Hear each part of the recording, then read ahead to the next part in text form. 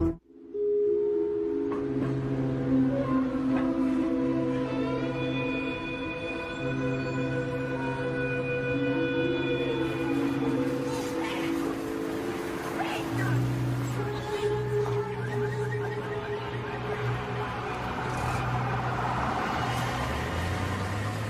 scène familière dans les rues de bien des villes du monde. À Londres, à Moscou ou ici, dans le quartier Downtown East Side de Vancouver.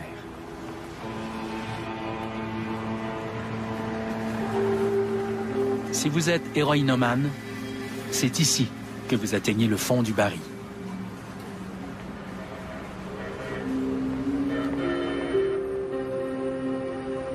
Vous pouvez être la fille ou le père de quelqu'un, vous pouvez avoir eu une belle carrière, mais si vous vous retrouvez ici, c'est que la seule chose qui compte maintenant, c'est votre prochaine dose. Quand on se pique, une chaleur nous envahit. C'est un sentiment de bien-être unique. Ça nous engourdit, on n'a plus mal. Dès la première ligne, j'ai aimé cette sensation. Il n'y a rien de comparable sur la planète. En fait, avec l'opium ou l'héroïne qui en est dérivée, les apparences sont parfois trompeuses. Ce récit commence de l'autre côté de la planète par une plante qui se révèle être à la fois une malédiction et une bénédiction.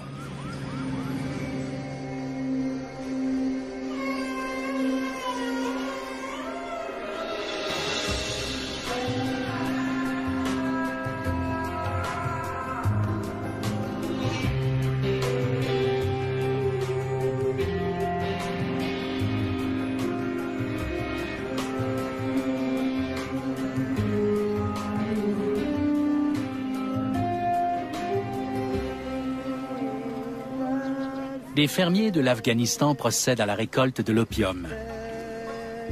C'est dans ces champs que 92% de l'opium illicite est récolté pour répondre à la demande mondiale en héroïne.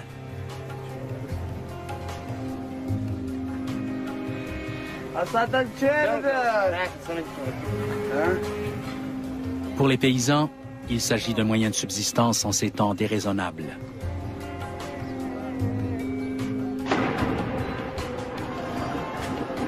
L'opium a également financé 3 décennies de guerre quasi continue.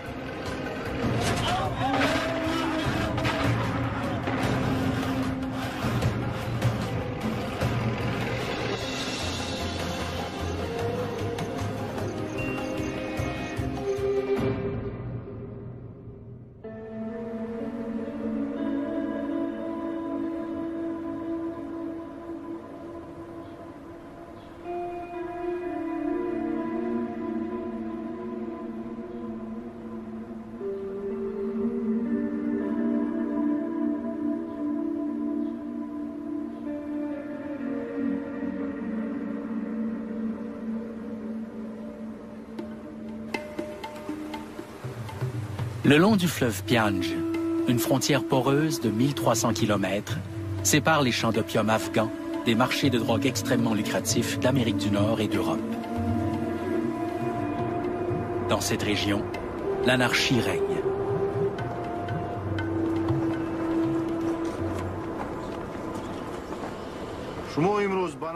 Vous avez été choisi pour surveiller la frontière et pour empêcher les passages illégaux à la frontière du district de Sarigor. Si quelqu'un tente de traverser, il doit être arrêté. À droite, en avant, marche. Pendant que la guerre menée par les Américains en Afghanistan s'éternise, un autre front s'est ouvert à la frontière dans ce combat pour le contrôle du commerce de la drogue. Ce conflit impose aux gardes frontières tadjiks une chasse à l'homme quotidienne ciblant des contrebandiers désespérés.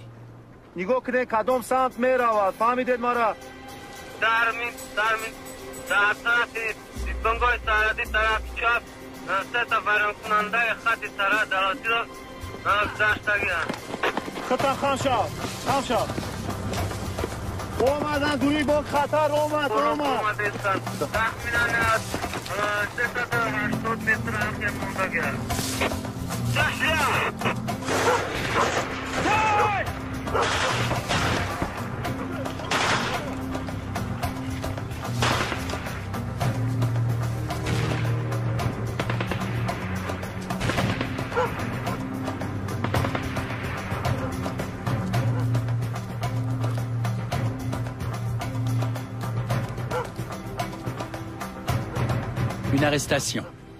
Un petit contrebandier sans envergure. La surveillance de la frontière reprendra demain. La drogue, introduite illégalement au Tadjikistan, se retrouvera éventuellement au nord, à l'ouest et à l'est pour être distribuée partout dans le monde. Si nous ne nous unissons pas pour nous y attaquer, ce fléau deviendra un problème dans le monde entier.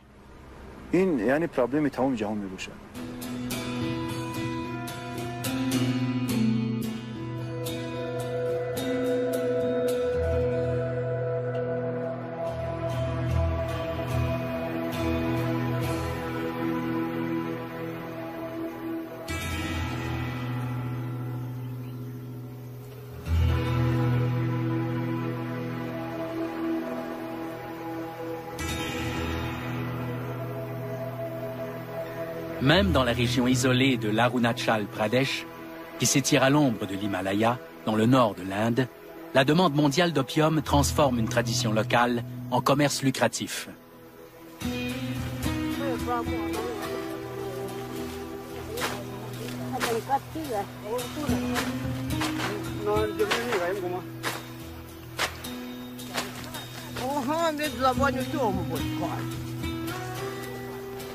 Depuis des siècles, la culture du pavot fait partie intégrante de la culture du peuple Michmi.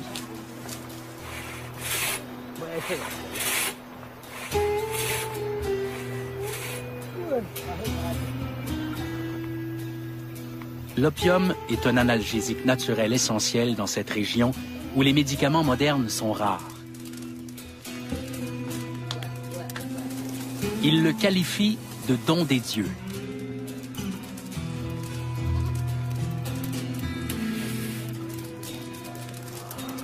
Chez ce peuple, l'opium sert de remède contre la dysenterie, l'insomnie ou les douleurs de l'accouchement.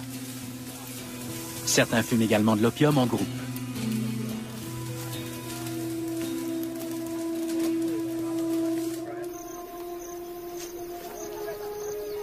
L'ancien commissaire aux stupéfiants de l'Inde, Ramesh Bhattacharjee, se rend à Arunachal, alerté par des rapports sur l'augmentation de la production d'opium. J'ai mis sur pied un organisme, l'Institut d'études et d'analyse des stupéfiants. C'est notre premier projet. Nous souhaitons trouver de nouvelles idées pour contenir cette menace.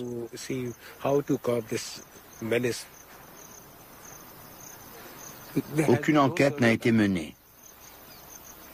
Personne ne sait combien il y a de consommateurs de drogue ou quelle est l'ampleur de la production. On peut seulement faire des estimations. Nous espérons avoir des données dans un mois pour nous mettre au travail. La région d'Arunachal est en proie à de graves problèmes. Si on ne fait rien, la région sera bientôt dans la chaîne d'approvisionnement mondiale.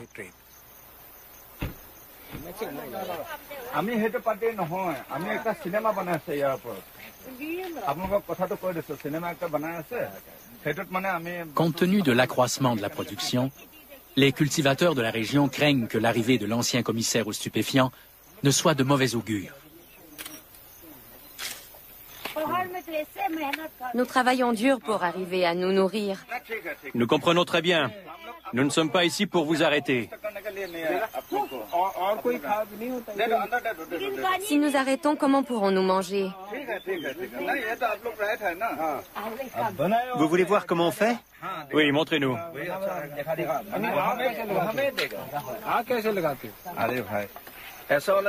Où pouvons-nous en trouver une?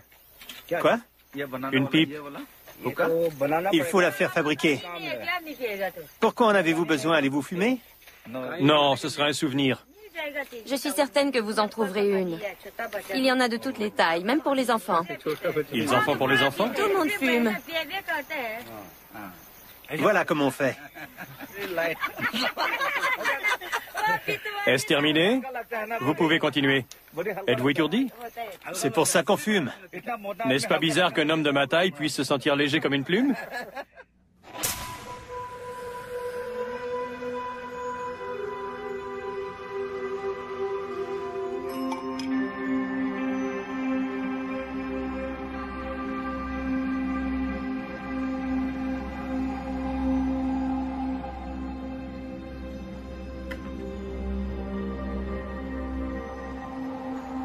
L'opium est le plus vieux remède du monde pour une bonne raison. Il y a des millions de plantes dans la nature. Pourquoi celle-ci apparaît-elle dans toutes les cultures depuis le début de l'histoire écrite? Parce qu'elle agit sur les problèmes les plus ennuyeux des humains. Elle agit sur les douleurs chroniques. Les Sumériens la nommaient « herbe de la joie » dans leurs tablettes. Les Égyptiens l'utilisaient, les Romains aussi. L'opium est arrivé en Chine au 8e et 9e siècle grâce aux marchands arabes. Ce sont eux qui ont fait découvrir l'opium à travers le monde. Auparavant, il était mangé ou fumé avec du tabac. Mais l'usage de l'opium a été transformé par l'invention d'une pipe ingénieuse conçue en Chine au début du 18e siècle. Le terme chinois est « Tuin Yin Tu Wu », qui signifie « avaler des nuages » et recracher du brouillard. Par ce procédé, on inhale une vapeur distillée pure. Ce n'est pas un produit brûlé, il n'y a pas la toxicité associée à la combustion. En fait, toutes les impuretés sont éliminées. En Europe, le développement d'un élixir appelé laudanum, un mélange d'opium en poudre et d'alcool, amène rapidement des gens de tous les milieux à rechercher les effets apaisants du pavot. Les gens de milieux similaires en consommaient en Angleterre et en France. La reine Victoria en prenait, tout comme les poètes Byron, Shelley, Keats, Coleridge et Jean Cocteau. Tous les créateurs ont besoin d'être calmes, de n'avoir aucune distraction, aucune douleur physique ni fatigue de l'esprit. Et l'opium permet aux artistes, aux musiciens et aux écrivains d'atteindre cet état de calme.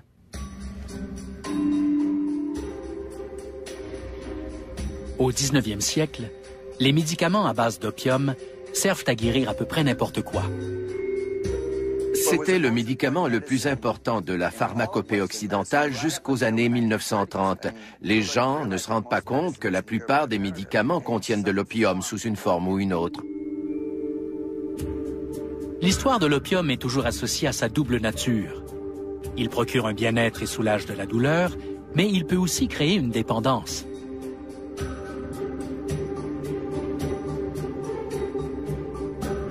Au début du 19e siècle, un chimiste allemand isole le composant analgésique de l'opium et lui donne un nom dérivé de Morphée, le dieu des songes.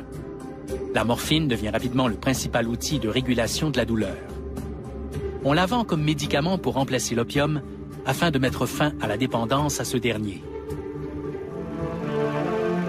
A little, given to a sick person facing the agonies of illness or the surgeon's knife, and there comes peace, freedom from pain.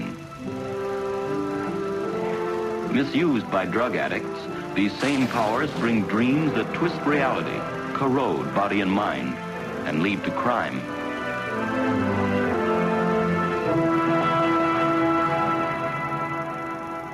Ils ont cru que la morphine serait le remède contre la dépendance à l'opium, et ils avaient raison.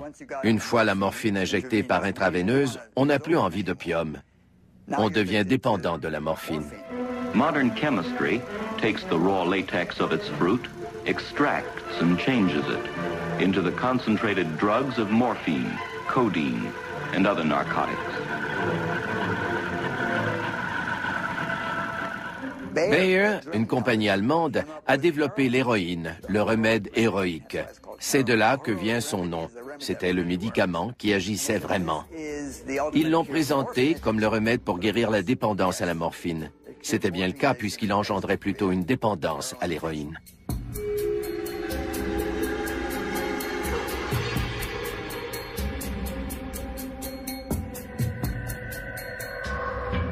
En 1900, un demi-million d'Américains sont dépendants de la morphine ou de l'héroïne en vente libre. La morphine demeure le médicament antidouleur de prédilection des médecins, mais la distribution et la consommation d'opium et d'héroïne sont bannies aux États-Unis dans les années 1920. La toxicomanie devient une question d'ordre public.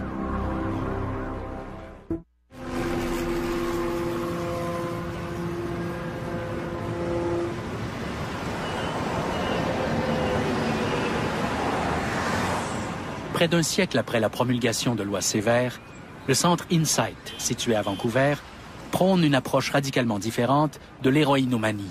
Comment ça va? Depuis sa création en 2003, le centre ouvre ses portes grâce à une exemption des lois canadiennes sur la drogue qui permet aux usagers de s'injecter des drogues sans risque d'accusation criminelle. Entre 600 et 900 personnes fréquentent le centre chaque jour. Mon rôle en tant que superviseur à l'accueil consiste à tendre la main à une population très marginalisée. Souvent, ils sont très méfiants et hostiles quand on leur offre des services. Leur interaction avec les policiers, avec les employés des salles d'urgence ou avec les employés des bureaux d'aide sociale ne sont pas positives. Ils n'aiment pas avoir affaire à la bureaucratie.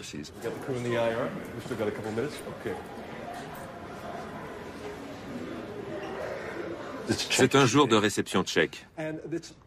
Pour les gens qui reçoivent de l'aide sociale et qui sont sans abri, c'est la seule journée où ils ne seront pas malades. C'est une journée achalandée, l'énergie est palpable dans la rue. Dans une communauté frappée par le VIH et où le risque de surdose est omniprésent, l'un des engagements les plus importants du centre est de ne jamais refuser quiconque. C'est un service qui sauve des vies. Nous voulons que les portes soient ouvertes. Interdire à quelqu'un l'accès au service, c'est très grave. Nous les condamnons alors à se piquer derrière des conteneurs à déchets ou seuls dans une chambre d'hôtel. C'est très dangereux.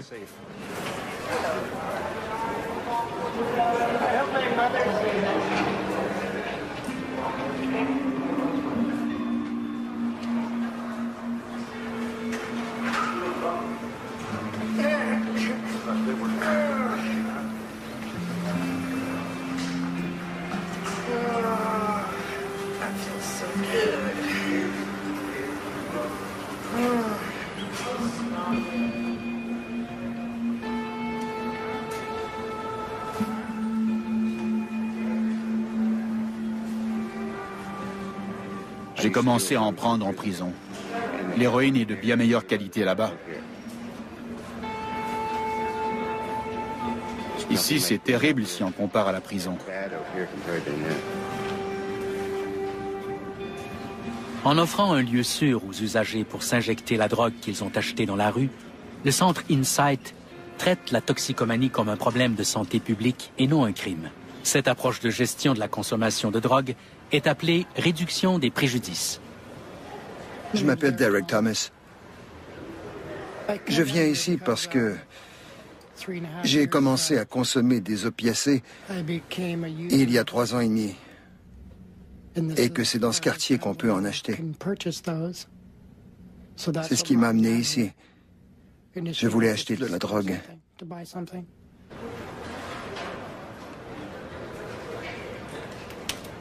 À partir de là, j'ai essayé l'héroïne. C'est quelqu'un que je connais qui m'en a proposé. Pour moi, c'est une forme de médication.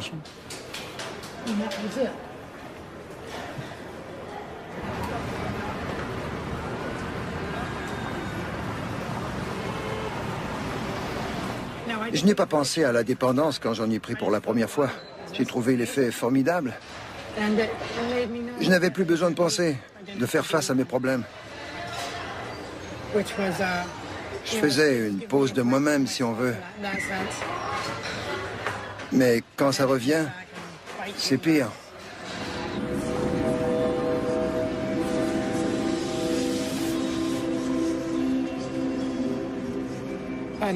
J'ai perdu ma conjointe. Nous étions très proches. Nous avons été ensemble pendant 16 ans. Elle a été emportée dans un accident d'automobile. C'est là que j'ai essayé l'héroïne. J'avais des pensées suicidaires. Ça m'a sauvé de ça. Je comprends pourquoi l'héroïne crée une dépendance si forte. C'est tellement euphorisant.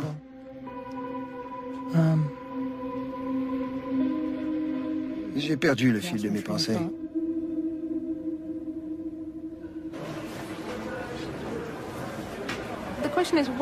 La question qu'on se pose est qu'est-ce qui fait que certaines personnes deviennent dépendantes et d'autres ne le deviennent pas? Nous croyons tout d'abord qu'il faut naître avec un certain type de cerveau. Il y a un facteur biologique présent dans les gènes. Lorsque les opiacés se retrouvent dans le sang et atteignent le cerveau, ils stimulent des récepteurs dans une région précise du cerveau. Et ce sont ces récepteurs qui procurent à la personne un sentiment de bien-être. Et ces récepteurs ne réagissent pas de la même manière chez tout le monde. Si on rassemblait 50 personnes dans un gymnase pour un week-end et qu'on leur injectait de l'héroïne, la moitié des gens ressortiraient en disant « Je ne veux plus jamais toucher à cette drogue ». L'autre moitié des gens auraient vécu les plus beaux jours de leur vie et voudraient retrouver cette sensation. Il y a donc un facteur biologique. Mais on a tous entendu des histoires de personnes qui n'ont jamais eu de problème de drogue jusqu'à ce qu'un événement les perturbe, comme un divorce ou une dépression. Il y a donc un facteur psychologique.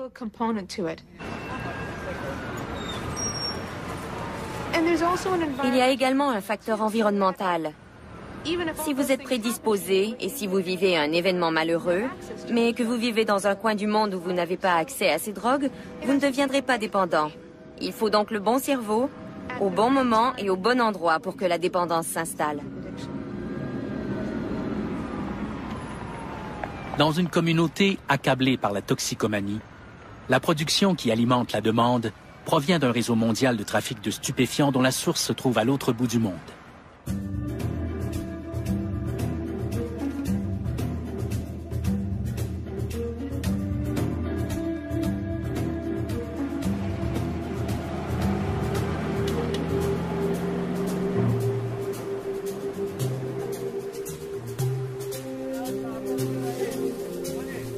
La croissance du réseau des routes de contrebande sortant de l'Afghanistan entrave les efforts pour contenir le trafic de l'opium.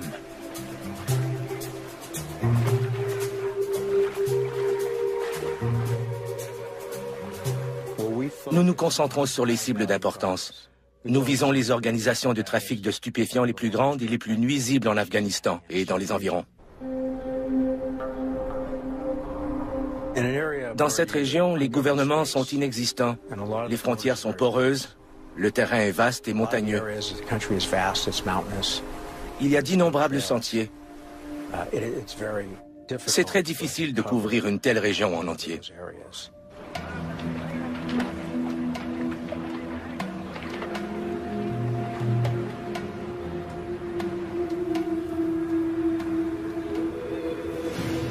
Pour Larry Mendoza de la DEA, la mission comporte 2 volets.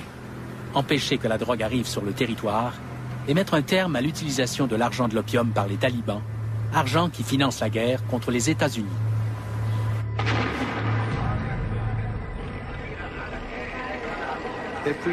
Au sujet de la situation actuelle des talibans, nous ne savons pas précisément quelle part de leurs revenus provient de l'héroïne. Les estimations vont de 100 à 500 millions de dollars par année. C'est un montant colossal qui provient d'un système de taxation. En plus, cela leur garantit le soutien des populations, parce que c'est le gagne-pain d'un grand nombre de personnes qui ne pourraient pas gagner d'argent autrement. C'est donc une culture extrêmement précieuse pour eux. Avec cet argent, ils sont en mesure de s'armer et de s'organiser. Comme nous le constatons plusieurs années après l'invasion de l'Afghanistan, ils se débrouillent très bien. Et leur tactique menace de défaire la machine de guerre la plus puissante de l'histoire. Pour être franc, ils seraient incapables d'y arriver sans l'héroïne. Malgré les efforts considérables des Américains, 90% de l'opium afghan sort clandestinement du pays.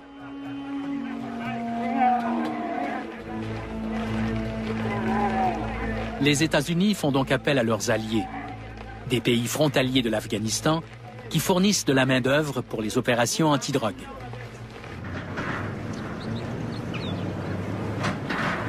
Au Tadjikistan, l'une des principales agences collaborant avec les Américains est l'Office des Nations Unies contre la drogue et le crime, l'ONUDC. Le policier de carrière, Christer Brannerud, est le représentant de l'ONU sur le terrain.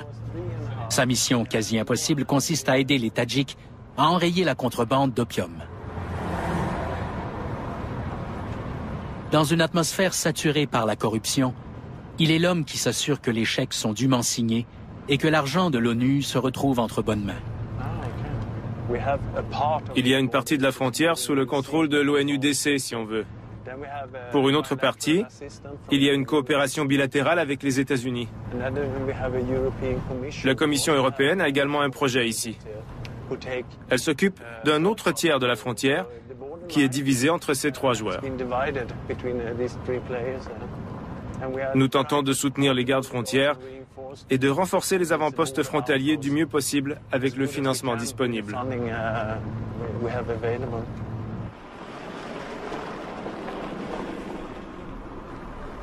Aujourd'hui, Christer Brannerud effectue l'une de ses visites périodiques à un poste de contrôle soutenu par l'ONU.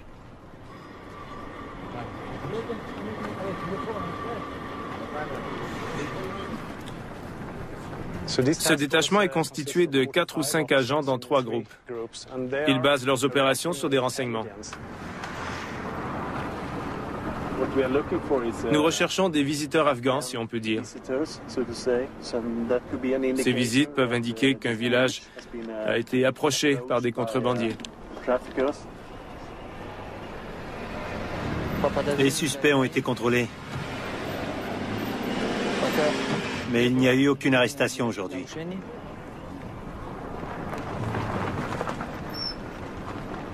Nous ne pouvons pas inspecter les 1344 kilomètres de la frontière.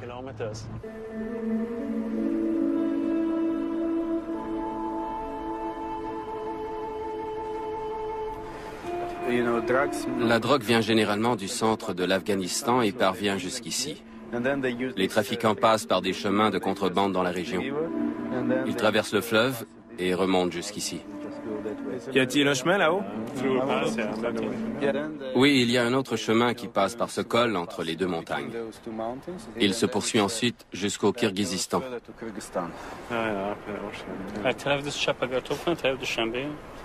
S'ils passent du côté gauche, ils peuvent atteindre Dushanbe.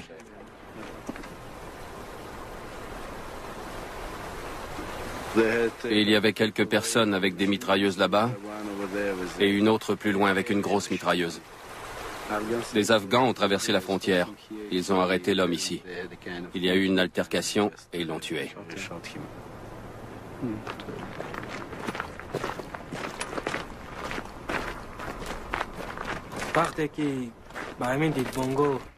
Quand je suis arrivé sur cette base, le 24 avril, et que j'ai commencé la surveillance, je n'avais peur de rien. Peu importe où je suis déployé, je pense à protéger ma patrie et mes parents.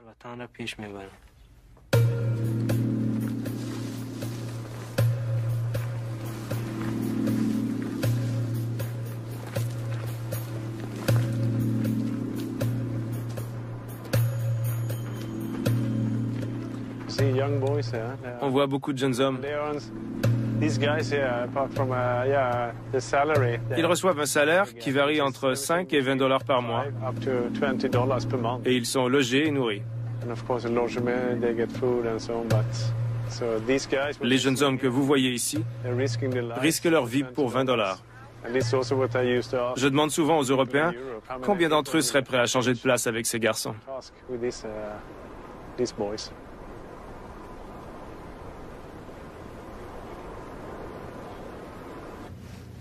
Peut-on gagner cette guerre?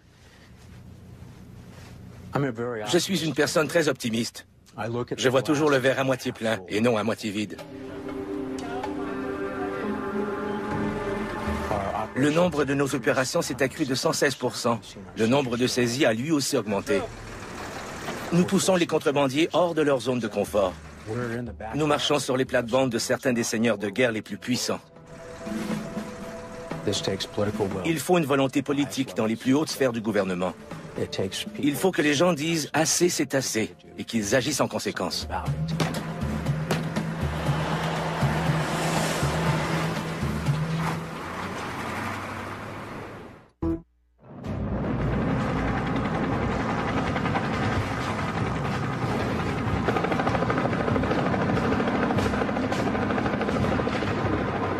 La guerre des États-Unis contre la drogue a commencé il y a 40 ans au cours d'un autre conflit. Des centaines de jeunes Américains sont alors appelés sous les drapeaux pour combattre le Viet Cong communiste. Ces jeunes découvrent rapidement des moyens d'échapper à l'angoisse causée par les combats.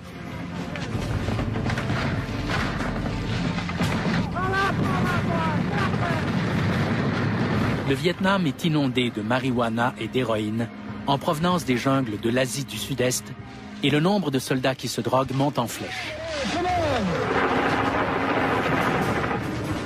Les images comme celle-ci n'aident pas à convaincre la population des États-Unis du bien fondé de la guerre. La consommation de drogue au sein de l'armée américaine est si problématique que le Congrès tient une audience pour enquêter sur ce qui est devenu un scandale national. We don't know how many U.S. military members in Vietnam use heroin and other drugs. By the most conservative estimate of the heroin use rate in Vietnam, one must conclude that altogether too many of our military men are using it. En Asie du Sud-Est, le Vietnam est devenu un paradis pour les amateurs de drogue. En 1971, les médecins de l'armée américaine estiment que plus de 35 000 soldats américains consomment de l'héroïne. On assiste à la naissance d'un nouveau marché lucratif. La guerre du Vietnam a été cruciale dans la progression de la consommation d'héroïne aux États-Unis, mais également dans d'autres pays, comme l'Australie, la Thaïlande et les Philippines. Partout, les troupes américaines allaient durant leur permission. L'héroïne, en tant que phénomène dans certaines régions de l'Asie du Sud-Est, est la conséquence d'un marché non réglementé et d'une très forte demande des soldats américains. Mais la drogue n'intéresse pas seulement les soldats. Aux États-Unis, la consommation augmente rapidement. La restriction de la consommation de drogue se transforme en croisade pour les politiciens, et ce, même pour les plus importants. This is one area where we cannot have budget cuts because we must wage what I have called total war against public enemy number one in the United States, the problem of dangerous drugs. Ce nouvel ennemi arrive à point nommé pour faire oublier une guerre de moins en moins populaire. En 1972, le président Richard Nixon crée la Drug Enforcement Administration, la DEA, une super agence composée de 3000 agents et dotée d'un budget de 65 millions de dollars. On présente la DEA comme une solution nationale à un problème étranger. Sa création constitue un moment charnière dans le recours à la ligne dure pour lutter contre la consommation de drogue.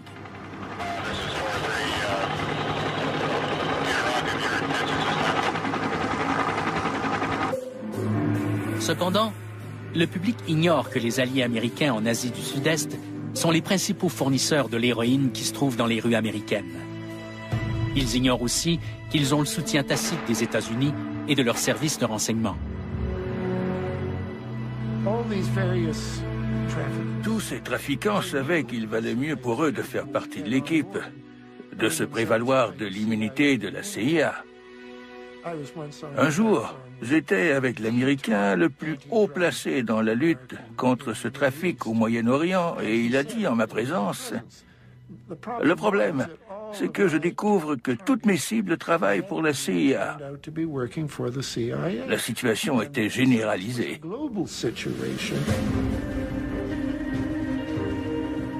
Peu à peu, la guerre contre le communisme éclipse la guerre contre la drogue.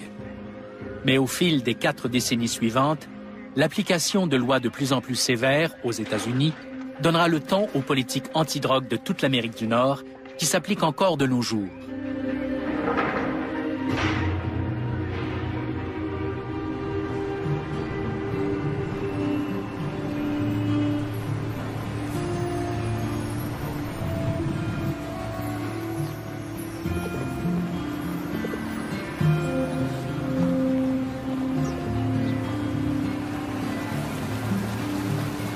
En fait, je n'aime pas ce quartier de la ville. Il y a beaucoup de gens dans le besoin.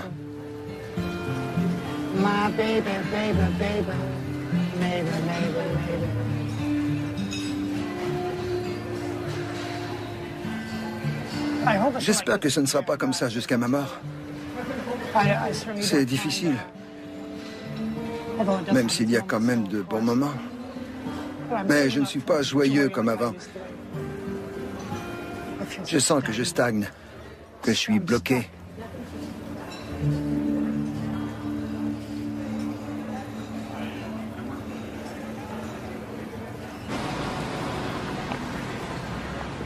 Après 2 tentatives infructueuses, Derek souhaite faire une cure de désintoxication à la clinique située à l'étage du centre Insight. Il y a quelques papiers à remplir. D'accord. Ensuite, tu rencontreras une infirmière. OK. C'est pour les trucs de base, les signes vitaux. Mais avant, parlons de la désintoxication. Un toxicomane veut toujours arrêter. C'est toujours quelque part dans sa tête. Peut-être que demain, ce sera différent. Il s'agit de le faire.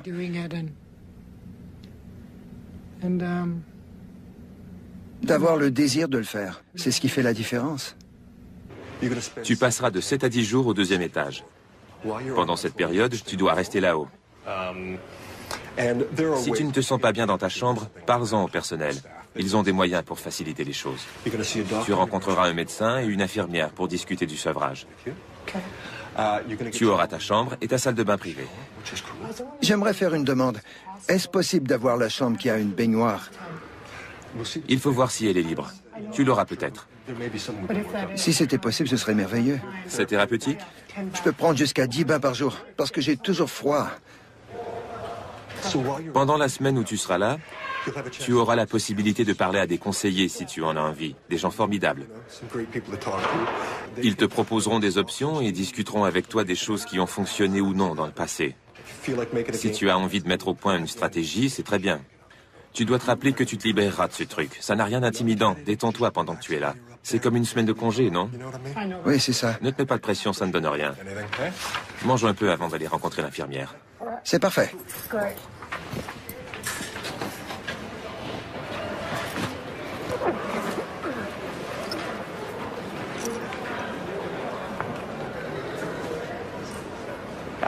Je veux fumer un peu pour me calmer.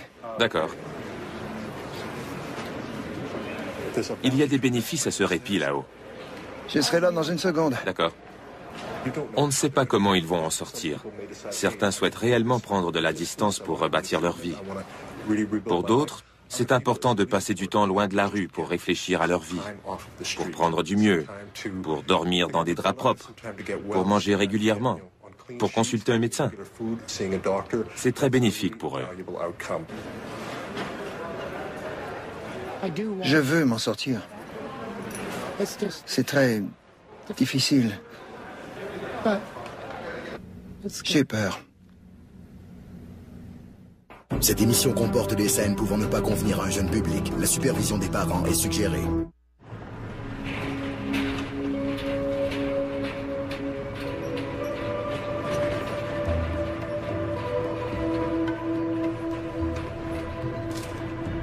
Ramesh Bhattacharjee mène son équipe en plein cœur de la région de l'Arunachal Pradesh pour documenter l'explosion de la culture de l'opium.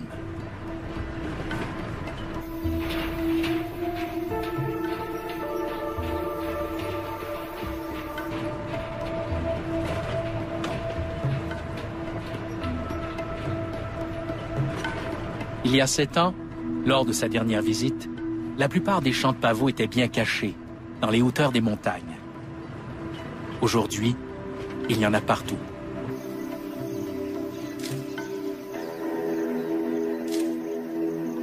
Je suis sous le choc. La culture se fait sans aucune pudeur. Ils ont rapproché les champs du village parce que c'est plus facile d'y travailler et qu'ils obtiennent ainsi un meilleur rendement.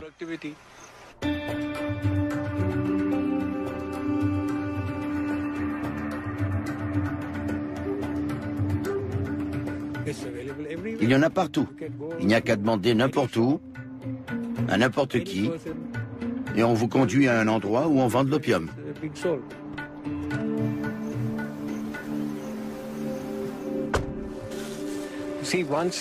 Une fois que la production dépasse leurs besoins, ce qui est déjà le cas, ils le convertissent en sucre brun, autrement dit en héroïne ou en différentes sortes de produits. Ensuite, le meilleur marché pour les vendre est à l'étranger, car les prix sont plus élevés.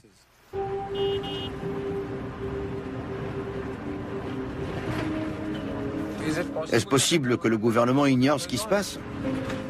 Les autorités le savent, bien sûr, et elles ferment les yeux. On peut utiliser le terme collusion. Ça ne fait aucun doute.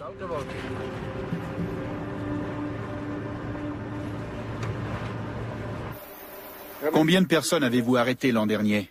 L'an dernier, il n'y a pas eu d'arrestation.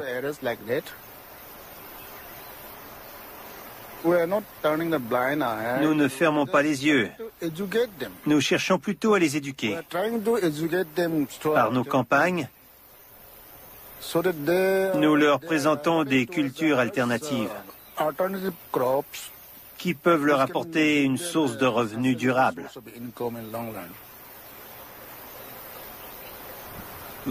Il y a longtemps, des agents des forces de l'ordre sont venus.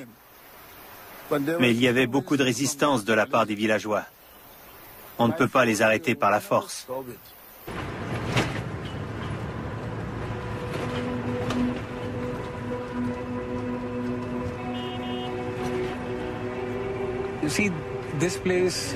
Cet endroit est représentatif de ce qui se passe dans le reste de l'Asie du Sud-Est. La réalité, c'est qu'il n'y a aucun contrôle sur la culture de l'opium, malgré les déclarations de l'ONU et des gouvernements du monde. Il n'y a aucun contrôle. Et l'expansion se poursuivra.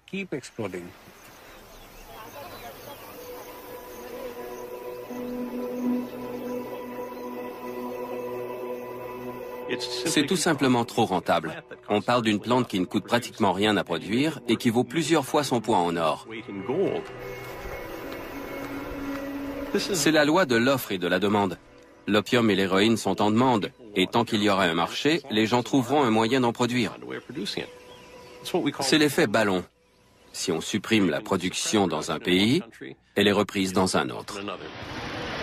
La culture de l'opium illustre parfaitement cet effet depuis des décennies. À la fin des années 1970, lorsque la guerre froide se déplace du Vietnam à l'Afghanistan, le trafic de l'opium fait de même.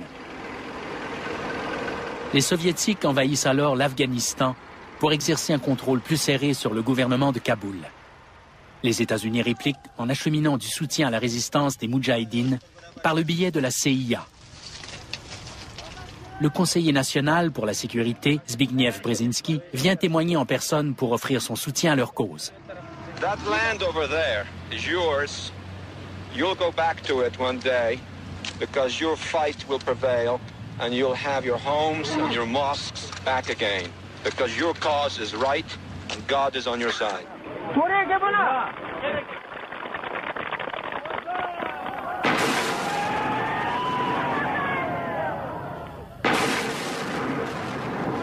L'argent de la guerre des Moudjahidines vient principalement du trafic de l'opium. En quelques années, l'Afghanistan remplace l'Asie du Sud-Est comme premier producteur d'opium. Une fois de plus, la CIA ferme les yeux, tandis que les nouveaux alliés des Américains trempent dans des opérations de contrebande. C'est ce qui me consterne le plus. Lorsqu'ils sont arrivés en Afghanistan, ils avaient une grande expérience de collaboration avec des trafiquants de drogue. Ils savaient à quoi s'en tenir. Le scénario s'est répété avec des conséquences désastreuses. D'abord aux États-Unis. En 1979, l'héroïne ne venait pratiquement pas du croissant d'or, la région le long de la frontière pakistano-afghane. En 1980, selon les statistiques, 60% de l'héroïne vendue aux États-Unis provenait de cette région.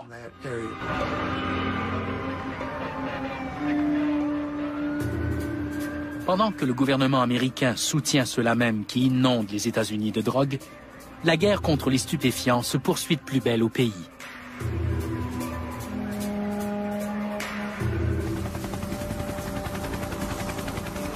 « 20 ans plus tard, après les événements du 11 septembre, les États-Unis se retrouvent à nouveau en Afghanistan pour renverser le gouvernement taliban hostile à l'Occident.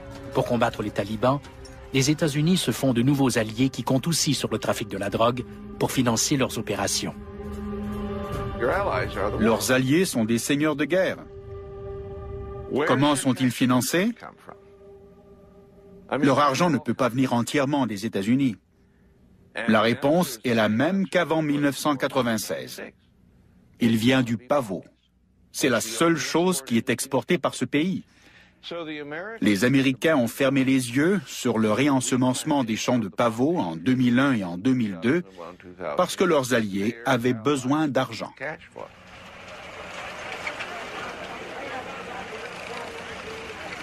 Et le pavot s'est remis à pousser.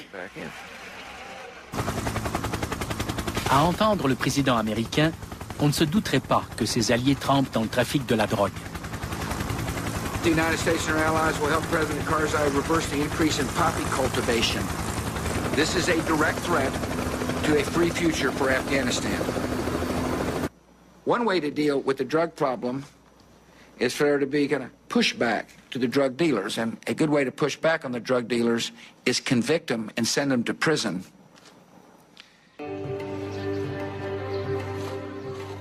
Mais en réalité, chaque tentative pour endiguer le flot de drogue en provenance d'Afghanistan s'est révélée un échec. Depuis le retour